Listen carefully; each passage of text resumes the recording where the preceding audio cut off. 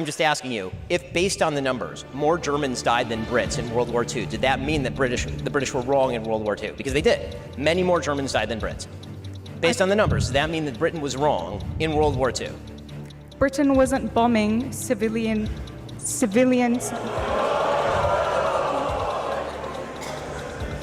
There's a clear difference. You should talk to the people in Dresden, but you can't because they're dead. Ben Shapiro gets challenged by this student at Oxford University about Israel-Palestine. And right before we start this clip, I just want to encourage anybody who happens to be radically anti-Israel. You can put your prejudices to the side. You can put your bias to the side. Listen to what Ben has to say. This clip is profound. Let's talk about it after. If Israel is justified in killing civilians because of the acts of terror committed by Hamas, why isn't Hamas justified in doing what it did? Because Israel is keeping 13,000 children. It has tried them in military courts. Since the establishment of Israel, 55,000 Palestinian homes have been bulldozed. So why isn't Hamas justified in doing what it did if we use your logic? So I'm going to answer your question, then I'm going to ask you a question if you don't mind. Is that all right? So my answer is that Israel would not be justified in killing Palestinian civilians because of the actions of terrorists. Israel would be justified in attempting to kill terrorists, and civilian casualties are a cost of war. That is just a reality of life. During World War II, there were 70,000 Brits who died during the Blitz bombing, and there were 2 million Germans who died, civilians who died during World War II. And I don't see a lot of monuments in Britain because of the 2 million civilians who died in Germany. The costs of war are brutal, they're terrible, they're horrifying. There's a vast difference in moral scope between deliberately going into a civilian area and murdering everyone you can find and trying to kill a terrorist who is deliberately hiding beneath a civilian area, hiding their rockets in civilian areas, starving their own people. There is a vast difference. Okay, so now I get to ask my question, if you don't mind. So my question is, do you believe that there is a moral difference between Hamas going into, for example, Kfar Aza and murdering entire families, and Israel attempting to target terrorists and accidentally hitting civilians? Israel is effectively doing the same because Gaza is the most densely populated region in the world. There are 15,000 people per square mile. So does Hamas get immunity because they're there? So Hamas gets immunity. Israel has killed 3,500 children in the past 3 weeks. That's more children. That's more children than have died in conflicts around the world in each of the last 4 years. So just to be clear, your logic is that if you're a terrorist group located in a densely populated community and you hide behind civilians, you're now immune. Where are the children meant to go? So you're immune. Okay. That's a violation of the Geneva Conventions, but okay. You're now immune. Your logic is that if you're a Hamas terrorist... Sorry, since 2005, 23 out of every 24 conflict deaths have been Palestinian. I don't see any moral equivalency there. It's clearly unjust what the IDF has been doing to the Palestinians because there's a vast disparity between the number of Palestinians being killed and the number of Israelis. I mean, I would certainly hope that Israel is killing more Hamas members. This isn't a conflict. This isn't a conflict. This is one-sided ethnic cleansing. So, again, I'm just asking you, if based on the numbers, more Germans died than Brits in World War II, did that mean that the British were wrong in World War II? Because they did. Many more Germans died than Brits. Based on the numbers, does that mean that Britain was wrong in World War II? Britain wasn't bombing civilians.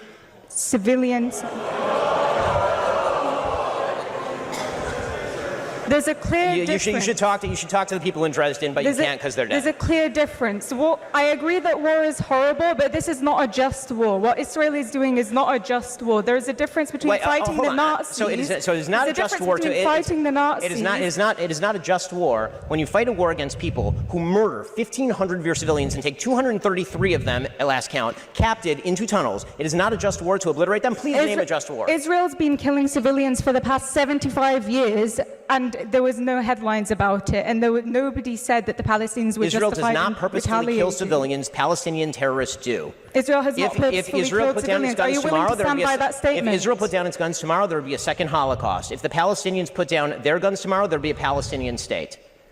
That is the reality. And let me ask you this. There would not be a Palestinian settlement. I'm going to ask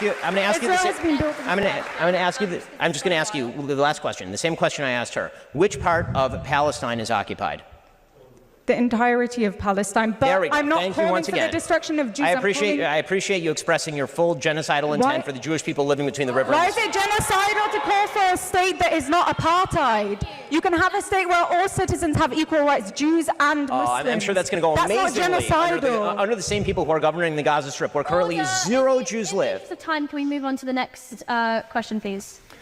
I would have really loved if Ben had asked this student if she has been to the Middle East. So there's a few things, and it's always a question about whether you have been there. We actually saw recently on Joe Rogan, where Douglas Murray spoke to Dave Smith.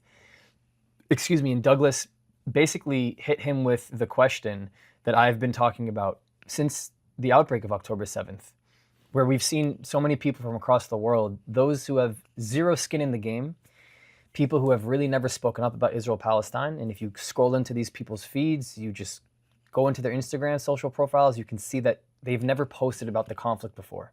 So it's like you're coming into this with just the context of October 7th or the propaganda that you've been fed. But on top of that, you haven't been to Israel. You haven't been to the Middle East. You haven't been to the region. And what Douglas asked Dave on the podcast on Joe Rogan was, when was the last time you were there? And Dave said, I've never been. And Douglas was taken away by this so much, he was shocked, which then made him realize he began to understand the perspective that he's coming from, which I wish Ben and I wish everyone would ask the other person. I do it all the time when I speak to people, is, have you been to the region? Have you seen what's happening in Gaza? Have you seen the attempts by the IDF to minimize civilian casualty? Have you seen what they're doing before they go in to target a terrorist target, not a civilian populated neighborhood? Have you seen what they do to prevent the casualties in those civilian populated neighborhoods? Do you not get access to that? Is that what your feed isn't showing you? What is your feed showing you?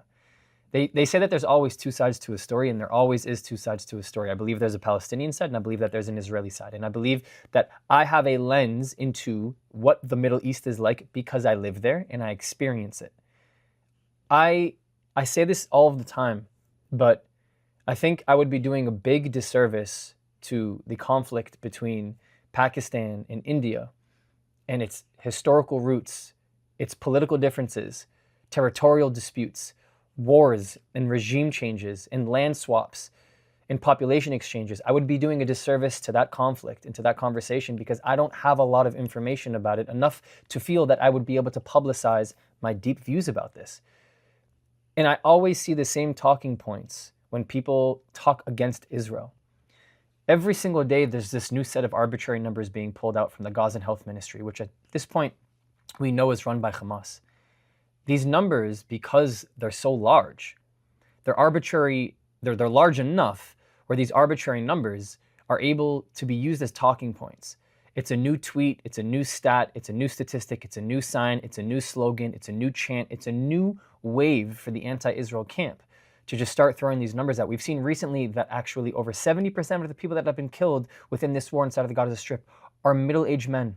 We saw Hamas remove numbers and names off of this list.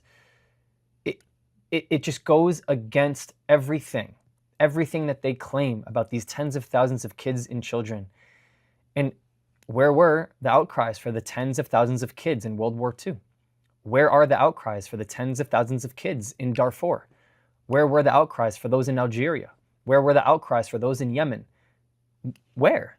Why isn't that girl getting on stage talking about why we're not talking about Yemen, Syria's civil war, what Hezbollah does to Christians and other ethnic minorities in Lebanon? Why are we not talking about what the Syrian regime is doing to Druze people and the Alawite minority group? Why? I don't understand it. But I get on stage, I get on live, I get on stream. I'm the one who's defending Israel, and yet I am still the one trying to raise awareness about the atrocities happening in Arab states, in Muslim nations. Where are the Muslims themselves talking about it? I mean, that is so telling to me. It's so telling to me when we talk about humanity. I'm over here advocating for Jewish people and non-Jewish people and Muslims and Arabs for peace and prosperity. One wants to build bridges and one wants to burn them. It's so obvious. Thank you so much for all your support. See you next video. If you want to continue the conversation, you can support my work for free. Discord does not cost a thing. It is the best way to connect with me and others who are seeking the truth. The link is in the description. But if you want to take it one step further, my Patreon gives you access to the Israel you don't see, uncovering the untold stories of what mainstream media does not show you. The link is in the description and it helps me to continue this work. Or if you're just looking to help this thing go, PayPal and Buy Me a Coffee is a really easy way to support me. This channel, this work does not happen without all of you. Thank you. I love you. I'll see you next time.